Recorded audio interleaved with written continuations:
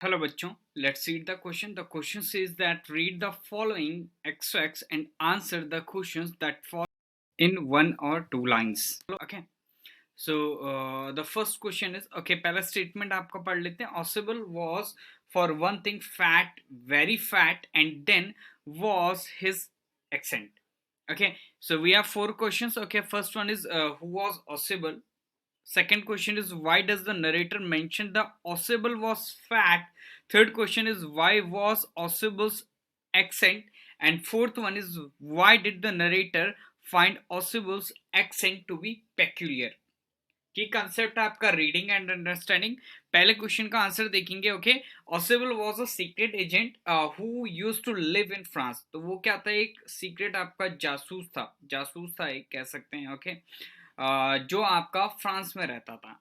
अगला क्वेश्चन का आंसर है आपका the narrator mentions that Ossible was fat because this appearance was in contrast to the one associated with spice.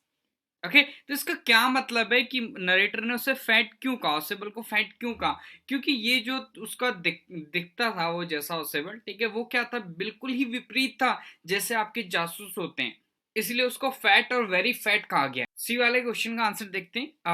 ऑसेबल्स accent was American, he spoke possible French and German in this accent. Okay, तो उसका जो accent था, okay, मतलब word को pronunciate करता था, जो उसको बोलने का तरीका था वो अमेरिकन था, लेकिन वो क्या करता था, काम चलाओ फ्रेंच और जर्मन भी बोलता था उसी एक्सेंट में. ओके, डी वाला देखते हैं आपका the narrator found Ossible's accent to be peculiar because Ossible had been living in Paris for the last 20 years but still spoke in an American accent. Okay, तो नरेटर ने जो आपका ऑसिबल का जो आपका बोलने का तरीका था, एक्सेंट था उसका, ठीक है, उसको संदेहजनक पाया. क्यों पाया? क्योंकि वो रह रहा था 20 साल से पेरिस में, लेकिन फिर भी वो अमेरिकन एक्सेंट बोलता था. ओके, तो इसलिए उसको संदेहजनक, इसलिए उसको पेक्यूलियर पाया उसने, ओके, उसके एक्सेंट को.